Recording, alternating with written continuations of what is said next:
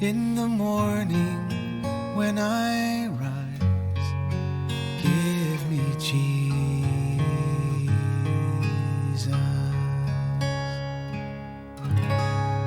Good morning. So are you a believing believer?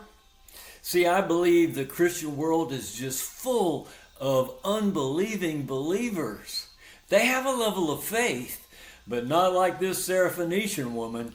They have not come to the place where God is my plan A and I don't have any other plans. There is no plan B. My hope is in the Lord all day long.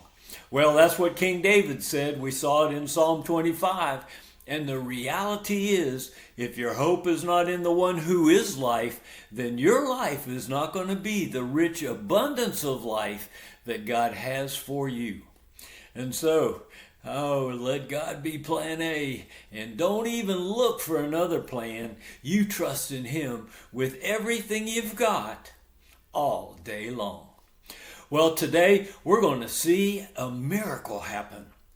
Do you believe in the miracles of Jesus? Do you believe that healing is for today? Do you believe the things that the Bible says really happened, or are they just nice religious stories? Well, I'm going to give you one that's a challenge, but I'm going to tell you when we come to the end that I saw this really happen. We're in Mark chapter 7, and I'm going to read verses 31 to the end of the chapter, and they say this. Again, Jesus went out from the region of Tyre, and he came through Sidon to the Sea of Galilee, where in the region of Decapolis they brought to him one who is deaf, and he spoke with difficulty. They implored him to lay his hand on this guy. So Jesus took him aside from the crowd by himself, and he put his fingers into the guy's ears. And after spitting, he touched his tongue with the saliva. And looking up to heaven with a deep sigh, he said to him, Epaphra, that is, be opened. And his ears were opened, and the impediment of his tongue was removed, and he began speaking plainly.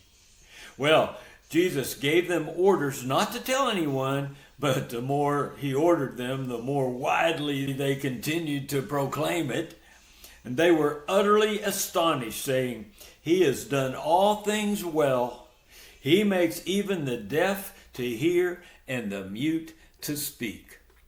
Well, I tell you, I've seen this. One day, Cheryl and I were ministering at the prisons, and we had a guy come in for a spiritual advisor visit, and he was about to get out of prison, and we thought he just wanted us to pray over him as he was leaving. Well, not so. As it turned out, he was deaf. In one ear 100% and in the other ear 60%. He could hardly hear, so much so that when he talked to any family, he had to have a special keyboard because he could not hear on the regular telephone. The keyboard would print out what the other person was saying, and he would type in his responses. Well, he asked us to pray for him to be able to hear. And so, as we were praying, the Lord told Cheryl, if you will spit on your fingers and stick them in his ears, I'll heal him. Cheryl said, I'm not going to do that. That's rude. And Jesus said, well, if you will, I'll heal him. Now, I don't understand that conversation from God, but that's what he said. And so Cheryl asked the guy, do you want me to do that? And he said, sure, no problem. And so Cheryl put fingers in her mouth, got them wet, and stuck them in his ears. And I'm telling you, folks, God healed his ears. Cheryl said, do you hear me? And he said, yeah, I do. And then she went in the other room and said in just a normal voice, not loud at all, do you hear me? And he did. And he said, yes, with great joy. And I will tell you, soon after he got out of prison, and he called us not on a typewriter phone, he called us on a regular phone because he could hear just fine. God is really God, folks, and he's God today just like he was back then. Be a believing believer. Put your hope in the Lord. 100%. Plan A. No plan B. I trust you, God, with everything in my life. You come to that place and look out, you're going to see miracles. Well, God bless you as you walk in the miracle of the love of God today. I look forward to being with you tomorrow. We'll start chapter 8 in Mark. I'll see you then. Give me Jesus. Give me Jesus.